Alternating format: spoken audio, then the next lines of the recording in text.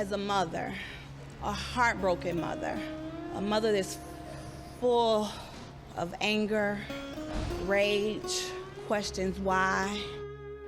A heartbroken mother speaking outside of court today as 4 teens were charged in the murder of her daughter. Prosecutors alleging the young officer was gunned down as part of a deadly crime spree. Nate Rogers is live tonight with the latest. Nate.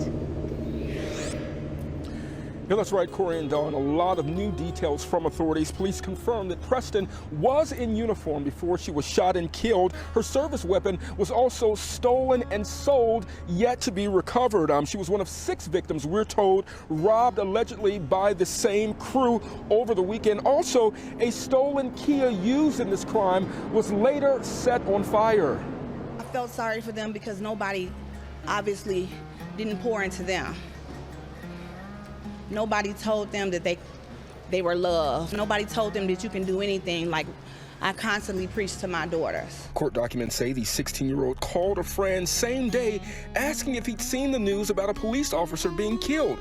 Frazier saying, quote, that was his work. Anytime you can shoot somebody and say, that was my work, what kind of human would say that about another human being? Frazier told a friend his crew was going to rob Preston, but she shot at them, and one of the guys shot back, killing her. Prosecutors say that friend alerted police, and with detectives listening in, Frazier now making more admissions before being identified to authorities by his mother. The silence of a Chicago night is a rare and deceptive thing. On May 6, 2023, in the Avalon Park neighborhood, it felt especially thick. A late-night breeze, warm with the promise of summer, rustled through the trees, a soft, hushed sound. The streetlights cast a dim, amber glow on the pavement, painting the familiar path to a front door. For Officer Aréanah Preston, at 24 years old, this was the final leg of her journey home. She was off duty, but her uniform was a second skin. It was the uniform of her calling, a symbol of the promise she had made to protect and serve.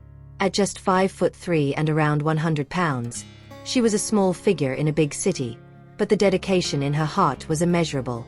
As she approached her home at 1:40 a.m., the weight of her police gear felt like a comforting embrace, the kind of reassurance that comes from a job well done. She had a long shift behind her and a promising future ahead. A future with her twin siblings and her loving parents. A future that included a master's degree from Loyola University and an ambitious plan to join the FBI. The comforting glow of her front porch beckoned. But the night had other plans. The silence was suddenly shattered, not by a siren, but by the jarring sound of footsteps on the pavement. The footsteps were too fast, too many. From the shadows of the street emerged 4 figures. They were teenagers, but they were not just kids. They were a group on a violent crime spree. Aréanah's mind, trained for situational awareness, instantly shifted from off-duty to on alert. A sudden demand for money, a flash of metal. It was a robbery. But Aréanah Preston wasn't just a victim. She was a police officer. She was a woman who had dedicated her life to justice. And in her eyes, in that dark moment, there was no fear, only defiance. She refused to yield. The confrontation was brutal. The struggle was a whirlwind of movement and desperation in the quiet street. Then, the silence was ripped apart by the sound of gunfire. A single shot. Then another. Aréanah was hit twice, once in the face and once in the neck. Her small body reeled from the impact. But even as her lifeblood began to ebb, her training and courage took over. With her last reserves of strength, she returned fire at her assailants. It was a final, desperate act of bravery against the darkness. The teenagers, rattled and panicked, stole her gun and fled, leaving her mortally wounded on the cold pavement.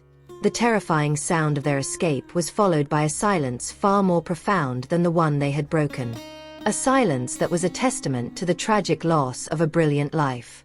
What does it say about our world when the very people who promise to protect us are not safe in the sanctity of their own homes?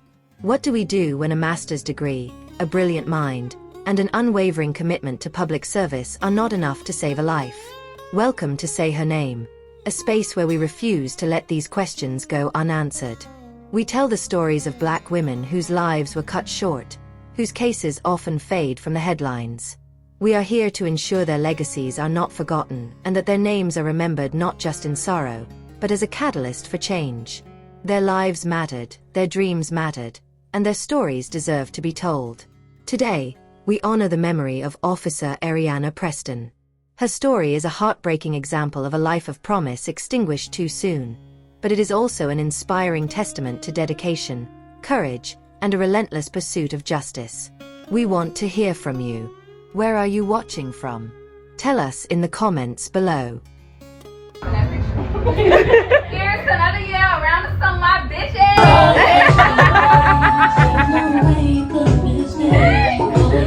You play too much.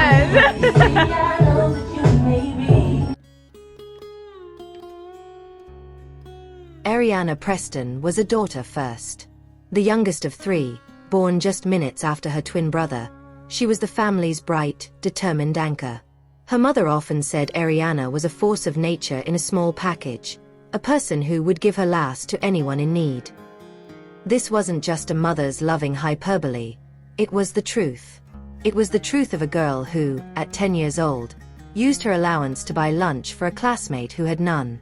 It was the truth of a young woman who, after a long shift, would still find the energy to help a neighbor carry groceries. Her home was a sanctuary, filled with laughter and the unwavering support of her parents and twin siblings. She was the one who mediated sibling squabbles, the one who cooked her mother's favorite meal after a tough day, the one her brother confided in when he needed advice. This foundation of love and community was the bedrock of who she was, a testament to a life lived not for herself, but for others. From this deep well of love and generosity, Aréanah forged her path. Her ambition was not for glory or power, but for purpose. She saw the world's injustices and chose to confront them head-on. This desire led her to the Chicago Police Department, where, for 3 years, she served as a small but mighty presence on the streets she had grown up on. Her size was often the first thing people noticed, but her spirit was what they remembered. She carried herself with an air of confidence that belied her small stature, a quiet authority that earned the respect of her colleagues and the trust of her community. Aréanah was not a caricature of a cop. She was a thoughtful, compassionate officer who understood that true justice often begins with a conversation, not a confrontation. Her colleagues knew her as brave, smart, outgoing, witty, and fiercely loyal. She was the one who could diffuse a tense situation with a well-timed, witty remark, and the one who would stand by a partner no matter the cost. She embodied the modern police officer, compassionate and empathetic, but with an unshakable spine of courage. During a chaotic domestic dispute call in a low-income apartment complex, a call that could have easily turned violent, Aréanah didn't just rush in with her hand on her weapon. She took a deep breath, noticed a small child huddled in a corner, and knelt down to talk to him. Her calm voice and patient demeanor helped de-escalate the situation, allowing her and her partner to resolve the conflict without a single use of force. She had a way of seeing the human behind the headline, the person behind the problem, and that was her superpower. Aréanah's ambitions soared far beyond her 3 years on the force. She saw her work in the Chicago Police Department not as a destination, but as a stepping stone. Her ultimate goal was to join the FBI, where she believed she could tackle larger-scale injustices and make an even greater impact. She was meticulously preparing for this next chapter of her life, and her dedication was a sight to behold. She was a woman who balanced the demanding and unpredictable schedule of a police officer with the rigorous requirements of academia. Her criminal justice master's degree from Loyola University Chicago was the culmination of countless late nights of studying after long shifts. It was the intellectual foundation for the career she was building, a testament to her brilliant mind and her determined spirit. She was set to walk across the stage and receive that degree, a public acknowledgement of her hard work. Tragically, it was awarded to her posthumously, a bittersweet moment of pride and immense sorrow for her family. Even in death, Aréanah's legacy continued to unfold, a testament to her lasting impact. The Peace for Preston Foundation was born from her family's determination to carry on her work. It's a foundation built on the very principles she lived by: service, protection, and inspiration. The foundation supports youth and communities in Chicago, providing resources and mentorship to guide at-risk youth toward positive paths. It is a living, breathing testament to her life's purpose, a monument built not of stone, but of love and action. On the night of May 6, 2023, while Aréanah was finishing her shift and heading home, for young men, Trevor Breland, Joseph Brooks, Jaquan Buchanan, and Jalen Frazier, were in a stolen car, their night a chaotic blur of armed robberies and escalating violence. They were a force of pure destruction, moving through the city with a reckless disregard for the lives they were terrifying and the law they were breaking. They were a random, destructive storm, and Aréanah was a light of hope heading home from her work. The two paths, so different in their purpose and so opposed in their intent, were unknowingly on a collision course. One path was of a life of service just beginning, the other, a path of violence, finally reaching its inevitable and tragic destination. The night of May 6, 2023, was a descent into madness for a group of young men who had already chosen a path of escalating violence. Trevor Breland, Joseph Brooks, Jaquan Buchanan, and 16-year-old Jalen Frazier were on a desperate, self-destructive mission, moving through the city in a stolen car like a shark in the water, looking for the next easy target. Their night began with a series of low-stakes crimes, an armed robbery here, a carjacking there. Each crime was a small step down a dark path, a test of their own recklessness. They were emboldened by the thrill of the chase, by the easy fear they instilled in their victims. By the time they entered the Avalon Park neighborhood, they were no longer nervous teenagers. They were a pack of predators, their senses heightened by adrenaline and their judgment clouded by a sense of invincibility. They cruised the quiet, tree-lined streets, their eyes scanning for a solitary figure, a moment of vulnerability. The city was their hunting ground, and they believed they were invisible. They abandoned the stolen car and, on foot, their movements were a silent promise of danger. They were a shadow that moved with sinister purpose. Aréanah's car, a black sedan, was the only one on the block, a sitting duck. They watched her as she pulled up to her home, her uniform a beacon in the darkness. To them, she wasn't a police officer, not a symbol of justice and authority. She was a target, a chance for one final, easy score. The irony of their decision to confront a police officer, however, was lost on them. Meanwhile, Aréanah was lost in the simple, mundane relief of a shift finally over. The weight of her equipment felt heavier now, not with the purpose of the day, but with the simple drag of exhaustion. She had just finished her shift, a routine that had become a rhythm of her life. Clocking out, driving home, and the final moments of quiet before her safe haven. She was in uniform, a testament to her dedication, but in her mind, she was just Aréanah, a young woman ready for a warm bed and the quiet comfort of her home. As she parked and got out of her car, her mind was already on the next day, the next step toward her dream of joining the FBI. She was thinking of her family, of her ambitious plans, not of the shadows. Her guard was down, not because she was naive, but because she was home. Her home was her sanctuary, her shield against the chaos of the city. The sound of footsteps behind her was the first crack in her reality. Her training took over, a reflex honed over 3 years on the force. But it was too late. Before she could fully turn, she was surrounded. The demand for money was a raw, guttural sound, a jarring intrusion on the quiet night. The glint of a gun barrel was a terrifying punctuation mark. In that moment, the world shrank to the size of her front porch. It was a confrontation she had prepared for, but never expected to face in her own driveway. The struggle was a desperate, chaotic blur. Aréanah, small in stature but immense in spirit, fought back with everything she had. She wasn't just fighting for her life. She was fighting for the principles she had sworn to uphold. She fought with the raw instinct of a survivor, and with the trained precision of an officer. Shots were fired. One struck her in the face, another in the neck. The pain was immediate and searing, a brutal shock to her system. But in her final moments, as her body began to fail her, her spirit remained unbroken. She reached for her own weapon, returning fire, a final act of courage that would later be hailed as a testament to her unyielding bravery. With Aréanah mortally wounded, the assailants panicked. They snatched her gun and scrambled back to their stolen vehicle.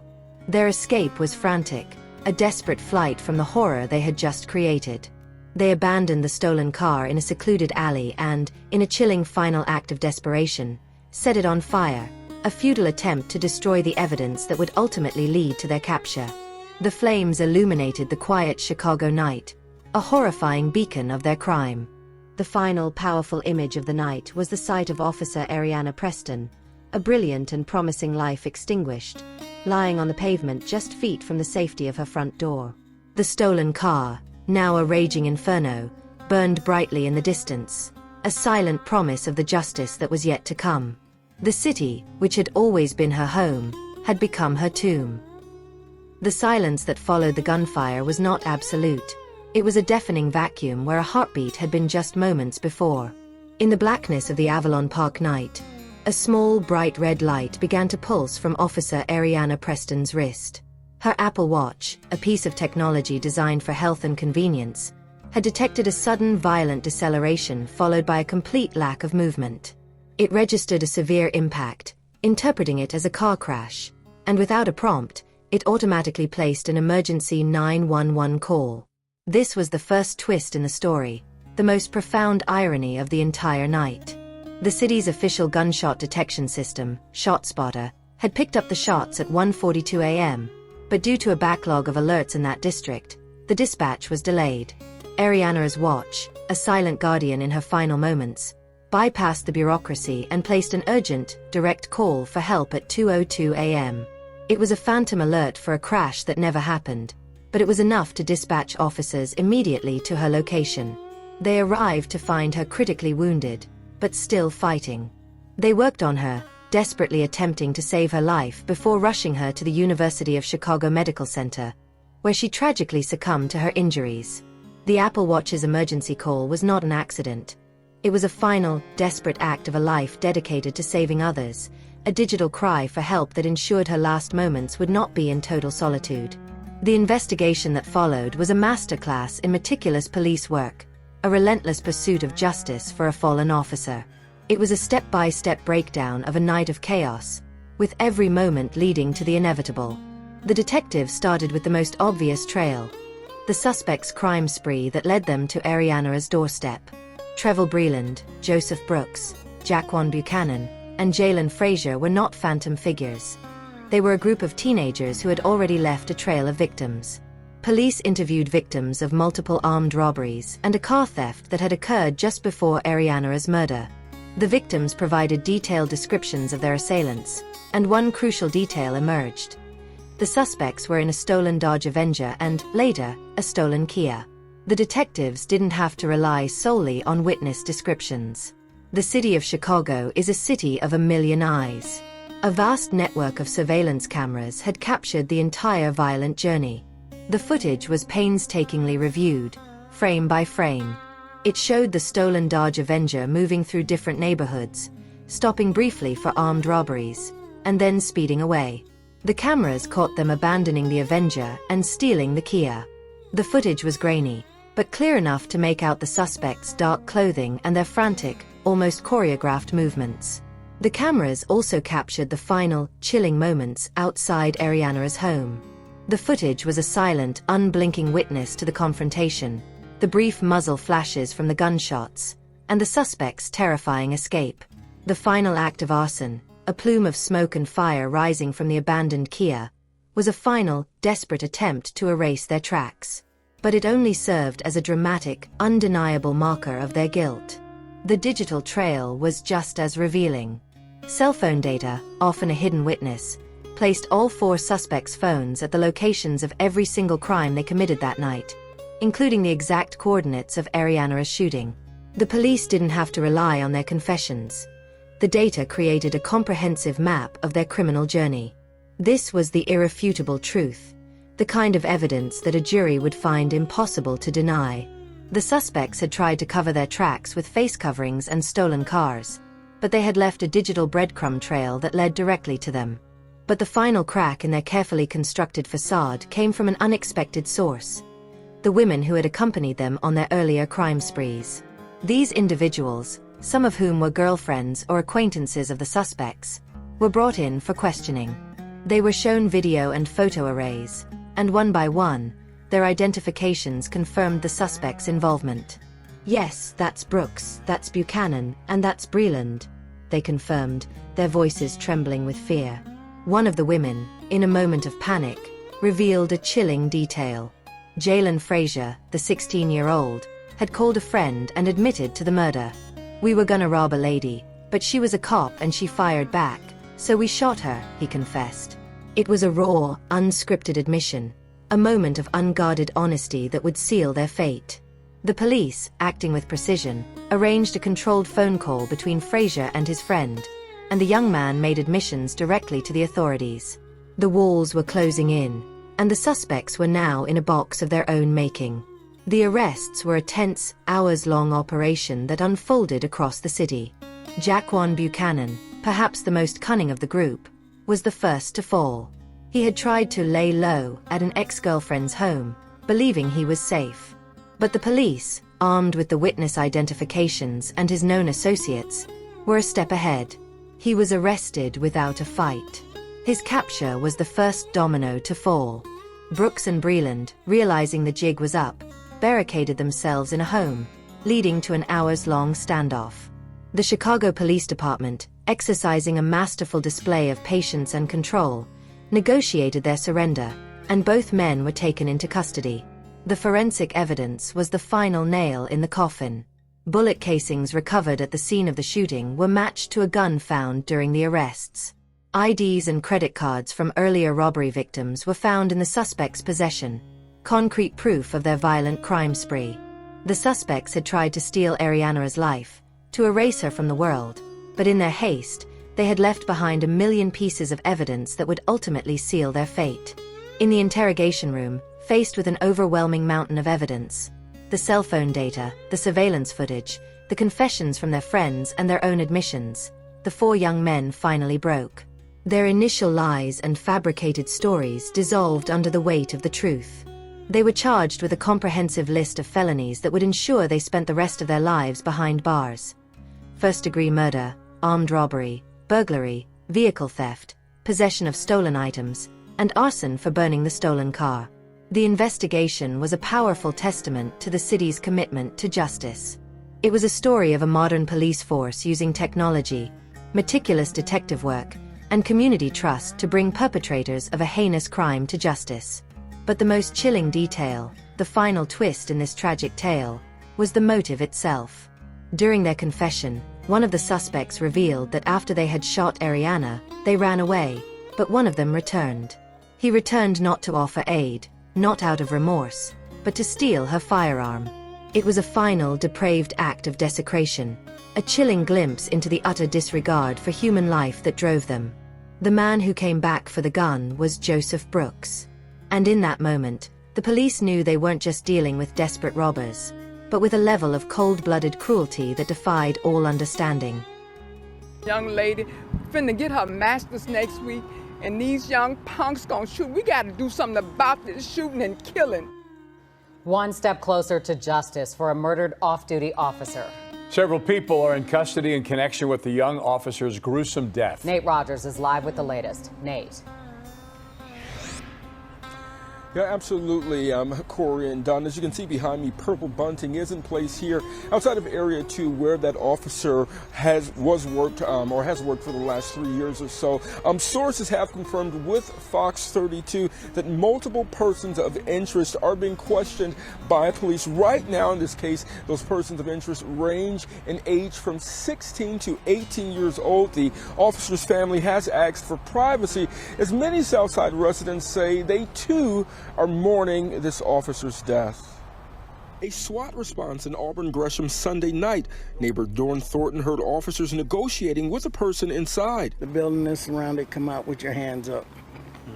And I don't think he did it till 3:30. The standoff lasting 6 hours after a man barricaded himself at a home here at 76 and Bishop. Sources say a gun was recovered. The man is among those being questioned in the death of 24-year-old Aréanah Preston. My son, he said he's seen her quite a few times. He's like, oh, We got a police in the neighborhood. That's good to know. Preston was shot multiple times walking into her home overnight Saturday at 81st and Blackstone. Multiple sources confirm it was indeed a robbery attempt. Authorities say she had just finished her work shift. According to reports, her Apple Watch alerted police of her heart rate dropping. A fellow officer found Preston laying on the ground and drove her to UFC, where she died. In a processional, her body then taken to the Cook County Medical Examiner's office. I was walking my dog and people, come and hug and crying.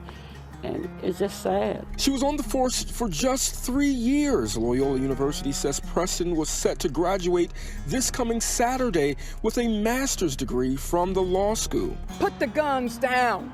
Pick up a Bible. 73-year-old Southsider Lavinia Fields not holding back, saying violent crime involving juveniles must cease. Y'all dying quick enough. Why would you bother such a beautiful young lady trying to get her master's? It's not worth it. Go back to school, get an education, do something besides this shooting and killing. It hurts. It bleeds my heart. The rapid arrests and the shocking confession brought a swift sense of justice to a city in mourning. But a conviction was not the end. It was the beginning of a legal battle that would unfold in the public eye. The trial of Trevor Breland, Joseph Brooks, Jaquan Buchanan, and Jalen Frazier was a somber and powerful affair. The prosecution presented the mountain of evidence, a narrative of a violent crime spree that ended in the brutal murder of a promising young police officer. The surveillance footage, cell phone data, and the chilling confession of Trevor Breland were all laid bare for the jury to see. Aréanah's parents, her twin siblings, and her colleagues from the Chicago Police Department filled the courtroom every day, a silent testament to the life that had been taken.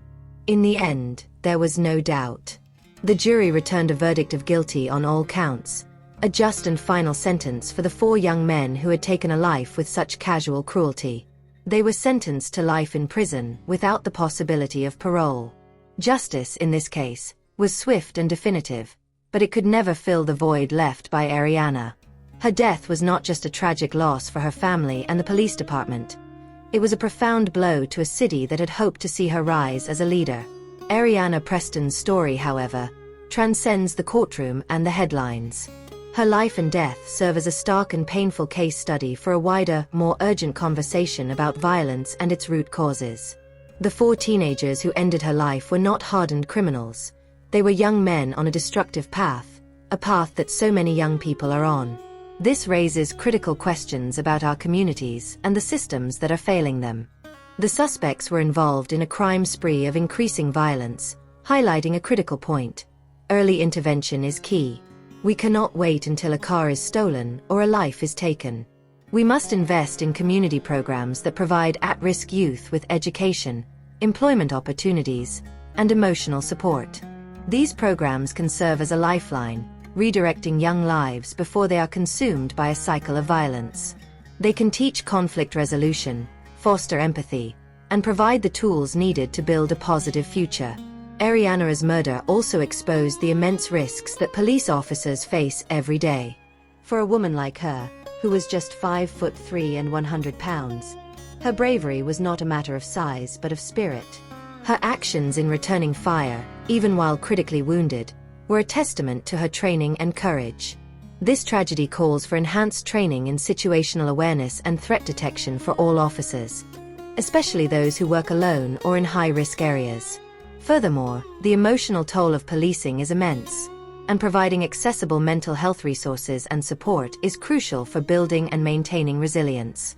The accessibility of firearms was a central factor in Aréanah's murder.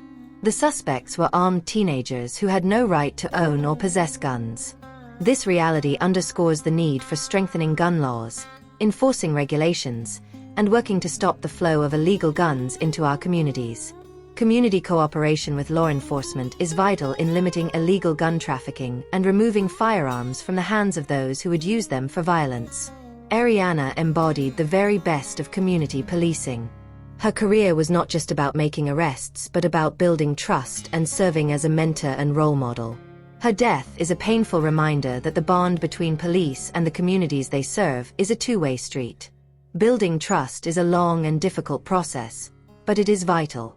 When communities trust their police, they are more willing to provide information that can prevent crimes and lead to the quick apprehension of suspects.